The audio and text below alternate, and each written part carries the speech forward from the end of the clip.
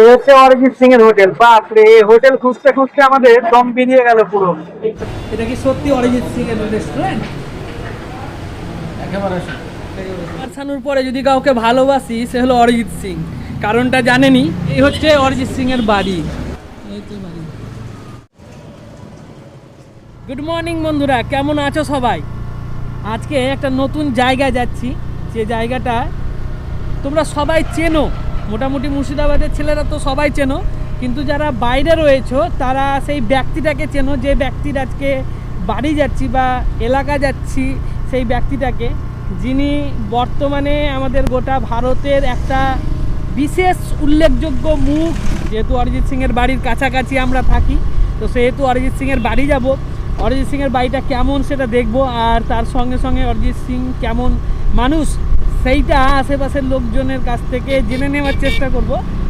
তো চলো দেখি অরিজিৎ সিংয়ের বাড়ি যেতে গেলে ক টাকা খরচা হয় না হয়। তো আজিমগঞ্জ স্টেশনে তোমরা নেমে সদরঘাট বলে যে ঘাটটা রয়েছে, গঙ্গার ঘাট, সেই সদরঘাটটা 10 টাকা দিয়ে পেরিয়ে গেলেই কিন্তু এই অরিজিৎ সিংয়ের বাড়ির ঠিক কাছাকাছি পৌঁছে যাবে। পরে তোমরা হেঁটে কিংবা টুকটুকে করে সে অরিজিৎ সিংয়ের বাড়ি তোমরা চলে যেতে পারো।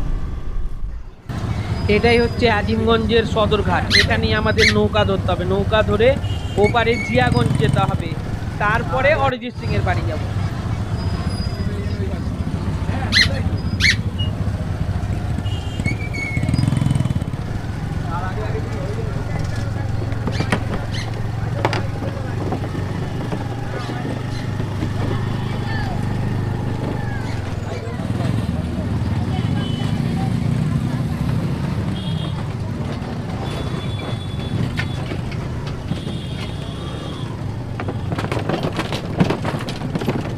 পিছনের এটা হচ্ছে জিয়াগঞ্জ সদরঘাট গঙ্গার ফেরি। তো এখানে একটা মোটরসাইকেল আর দুজন লোকের ভাড়া নিল মাত্র 15 টাকা। এখন মানুষ পিছু কতটা বলতে পারছি না। গাড়ির জন্য 10 টাকা, লোকের একটা 5 টাকা। ও, একটা লোকের একটা এক্সট্রা 5 টাকা, তো সেই হিসাবে 15 টাকা হলো। 15 টাকা দিলাম। এখন দেখি দাদার কাছে আমরা আখের রস খাবো। 15 টাকার রস, আগে 10 টাকা ছিল, এখন 15 টাকা হয়ে গেছে। থ্যাংক ইউ, 15 টাকা হয়ে গেছে। অরিজিৎ সিং যে এসে এখানে কোন দোকানে সব খেত, চাটা খেত? এই সাইডে হ্যাঁ ছিল, অনেকদিন আগে এখানে এসেছিলাম তো, এখন জায়গাটা পুরো অচেনা হয়ে গেছে। সবাই বলে যে গায়করা খায় না, আর অরিজিৎ পকেটের মধ্যে 10টা 12টা করে নিয়ে টিফিনের মধ্যে তো দূরে থাক, ক্লাসে বসে বসে চুপ করে পেপসি খেত, পকেটের মধ্যে ভরে লেগে। এখন মনে হয় বাইরে আর আসে না। ফুলতলা মোড় থেকে বাইরে বেরাই, এখন তো অনেক মানে সেলিব্রিটি হয়ে গেছে, বড় সেলিব্রিটি হলেও বাইরে আছে, হ্যাঁ আছে। মানে ব্যবহার একই রকম আছে। যে ধনী হয়ে গেছে বা নাম করা হয়ে গেছে বলে কারোর সঙ্গে কথা বলবো না, হ্যাঁ, হ্যাঁ। ওই ব্যাপারটা নাই। না, এখন না, ওই ব্যাপারটা নাই। ওর বাবারও তাই, ওর বাবা সেদিন এখানে রোদের মধ্যে দাঁড়িয়ে গল্প করে গেল। এরকম জায়গা রোদ, এরকম রোদের মধ্যে দাঁড়িয়ে ওখানে দাঁড়িয়ে গল্প করে গেল। বাহ। যে হ্যাঁ, অহংকার, অনেকের ওই পয়সা হলে ব্যাপারটা অহংকার হয়ে যায়। নাই। ওর ওই ব্যাপারটা নাই। হয়নি। বাহ। এখনো সবার সঙ্গে মানে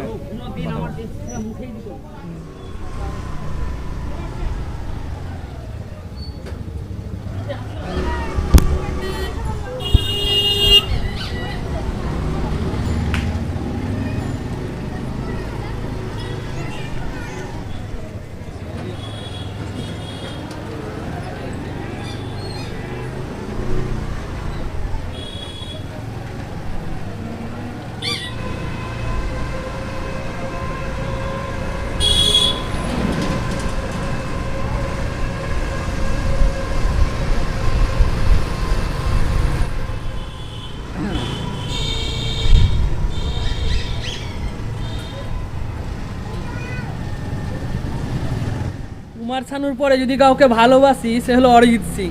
কারণটা জানেনি। হ্যাঁ, উনি তো একজন ভালো গায়ক, সুনামধন্য গায়ক। তারপরে বড় কথা হলো উনি মুর্শিদাবাদের ছেলে, এবং ওনার সঙ্গে বহুদিন আগে একবার সাক্ষাৎ হয়েছিল। তখনও ওনার ব্যবহার, আচার ব্যবহার খুব সুন্দর ছিল, এখনও ভালো।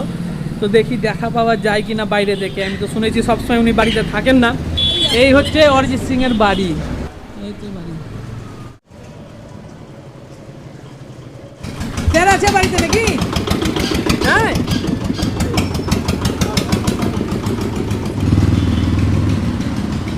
নিজের বাড়িতে থাকেন না নাকি? আপনার সাথে কথা বলবো, এমন কিছু করবো না। अरे अरे दादा आपने आप सेलिब्रिटी का ले लिया। एक बात बताते हैं, हमें जो इलाज है ना, हमें जो बोला गया है ना, वही हम आपको, हमें रिकॉर्डिंग करने से कोई फायदा है नहीं। नहीं आपको नहीं, आपको नहीं, बात लेना बस, वही नहीं, कुछ बात नहीं भाई लेना, है। बात माने हमारा भी तो, हमारा जो काम है, हम भले आप दूर से वीडियो कर ले, अपना जो भी अपना काम है आप कर लीजिए, कोई दिक्कत नहीं है। हमारा बात से क्या है, अब ज़्यादा यहाँ আসলে বড় সেলিব্রিটি হয়ে গেছে আজকে অরিজিৎ সিং, ওই জন্য হয়তো অরিজিৎ সিংয়ের যে গার্ডেরা আছে তারা হয়তো ঠিকঠাকভাবে আমাদের সঙ্গে কথা বলছে না, কিংবা হয়তো কোনো ধরনের ইনফরমেশান যদি তাদের কাছ থেকে লিক হয়ে যায় তাহলে হয়তো অন্য কোনো দুষ্টু লোক সেই ব্যাপারে অ্যাকশান নিতে পারে, অরিজিৎ সিংয়ের ক্ষতি করতে পারে। তো সেই হিসাবে ওনারা বলছেন যে দূর থেকে ভিডিও করো, আমার সঙ্গে কথা বলো না। এ অরিজিৎ সিংয়ের বাবার একটা শুনেছি একটা হেঁসেল আছে, যেটাকে অরিজিৎ সিংয়ের রেস্টুরেন্টও বলে অনেকে।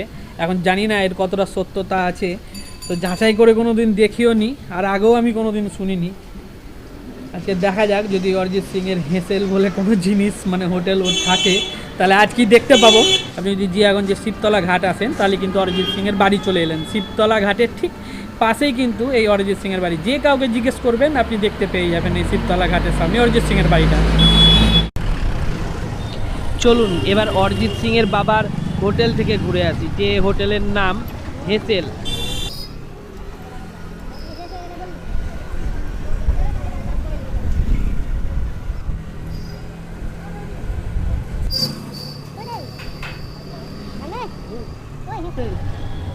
ওই যে সামনেই দেখুন হেঁসেল লেখা আছে উপরে, এই যে ইয়েলো কালারের যে বিল্ডিংটা দেখতে পাচ্ছেন এটাই হচ্ছে হেঁসেল। কত বড় একবার দেখুন, পাশেই হচ্ছে ডিপ্লোমা ইঞ্জিনিয়ারিং কলেজ জিয়াগঞ্জের, আর কত বড় বিল্ডিংটা দেখুন। এই হচ্ছে অরিজিৎ সিং এর হোটেল। বাপরে, এই হোটেল খুঁজতে খুঁজতে আমাদের দম বেরিয়ে গেল পুরো। সদরঘাট থেকে ফুলতলা মোড় এসে, তাতে ফুলতলা মোড় থেকে ডান দিকে দিয়ে যদি আপনি আসেন তাহলে হেঁসেল যে রেস্টুরেন্ট আছে বা হোটেল আছে সেটা দেখতে হবে। এখন ভিতরে গিয়ে দেখি খাবার কোয়ালিটিটা কিরকম। শুনেছি খাবার কোয়ালিটি খুব সুন্দর, আর ছাত্রদের জন্য অনেক বলে বেশি ছাড় দেয়। তাই না, আমার এটা প্রথম হেঁসেলে, মা হেঁসেলে থাকে, আমরা তো হেঁসেলে থাকি না। চলো দেখি ভিতরে গিয়ে।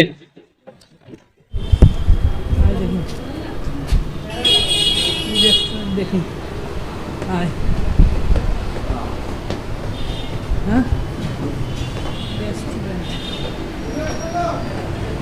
এটা কি সত্যি অরিজিৎ সিং এর রেস্টুরেন্ট? একেবারে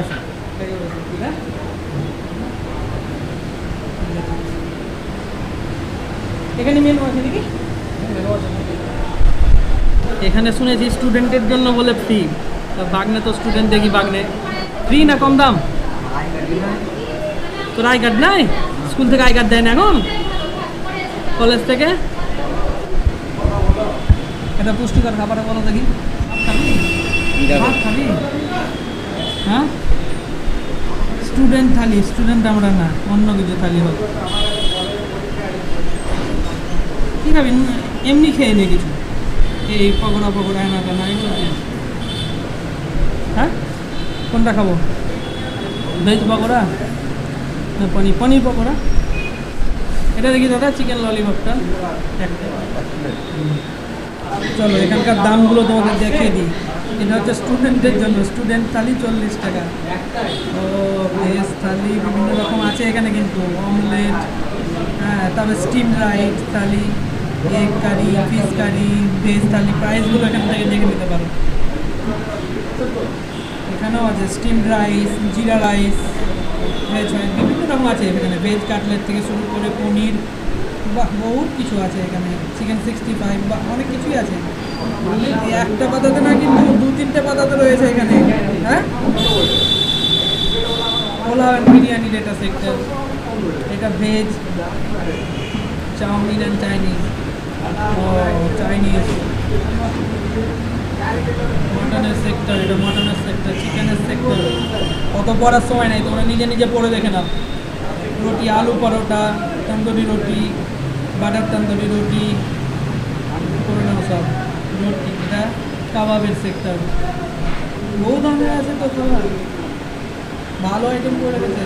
সফট ড্রিঙ্কসও আছে, এবং দাম যা দেখছি তা সবই রিজনেবল প্রাইসের মধ্যেই আছে, কোথাও যে খুব বেশি হাই ফাই তা কিন্তু না।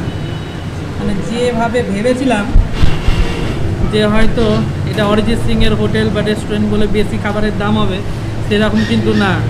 এটা সম্পূর্ণ হোটেল না, রেস্টুরেন্টের কোনো সিস্টেম না এখানে, তো এটা হোটেল এবং খাবারটাও খুব সুন্দর, রিজনেবল প্রাইস। এখন খাবারের যে কোয়ালিটি সেটা এখন আলাদা কথা, সেটা কেমন সেটা বলতে পারবো না, সেটা খেয়ে দিয়ে বলবো, ভালো হলে এখানে বলবো, খারাপ হলে বাড়িতে বলবো। অরিজিৎ সিংয়ের হেসেলে খাওয়া হলো, মোটামুটি সব কিছু রিজনেবল প্রাইসের মধ্যেই আছে, আপনারা আসতে পারেন। খুব সুন্দর খাওয়া দাওয়া, যে প্রাইস মানি ওরা রেখেছে প্রত্যেকটা ফুড আইটেমের, সেই হিসাবে তো খুব সুন্দর খাবার দাবার। আমি আর ভাগ্নে খেলাম চিকেন ললিপপ, 200 টাকা নিল আমাদেরকে।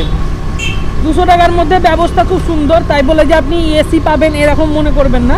একটা ওয়াশরুম আছে খুব সুন্দর, মানে পরিপাটি ফিটফাট খুব সুন্দর, এবং যা দেখে মনে হলো যে এইখান থেকে এই ব্যবসা এইটাই হচ্ছে অরিজিৎ সিংয়ের বাবার মূল ব্যবসা। আর এইখান থেকেই অরিজিৎ সিংকে পড়ানো লেখানো সব কিছু ওনারা করিয়েছেন। যদি আপনি অরিজিৎ সিংয়ের হেসেল হোটেল খুঁজে না পাচ্ছেন, তাহলে প্রথমে আপনি জিয়াগঞ্জ সদরঘাটে নেমে পড়ুন। জিয়াগঞ্জ সদরঘাটে নেমে আপনি একটা অটো কিংবা টুকটুক করে সোজা চলে আসুন ফুলতলার মোড়। ফুলতলার মোড়ে এসে ডান দিক দিয়ে ঘুরে যান, কিছুক্ষণ গিয়েই 2-1 মিনিট গিয়েই আপনি দেখতে পাবেন এই হেসেল হোটেলটা। তো এই হেসেল হোটেলের খাবার দাবার ব্যবস্থা এবং যে সার্ভিসটা দেওয়া হচ্ছে সেইগুলো প্রত্যেকটাই খুব সুন্দর। এখন আমরা বাড়ি চলে যাব, কারণ এই অরিজিৎ সিংয়ের বাড়ি দেখার যে ব্লগের ভিডিওটা শুরু করেছিলাম ডাহাপাড়া থেকে, সেটা এখানেই শেষ। আর ভিডিওটা বেশি বাড়াবো না, এক্সটেন্ড করবো না। যাই হোক, যদি ভিডিওটা ভালো লাগে অবশ্যই লাইক শেয়ার সাবস্ক্রাইব করে দেবেন, কারণ অনেকেই অরিজিৎ সিংয়ের বাড়ি ঘুরতে এসে সেই বাড়িটা ঠিকঠাকভাবে না দেখতে পেয়েই চলে যায়, কারণ ঠিকঠাক লোকেশানটা ওরা জানে না। তো আমি লোকেশানটা দিয়ে দিলাম, এই লোকেশানের উপর বেশ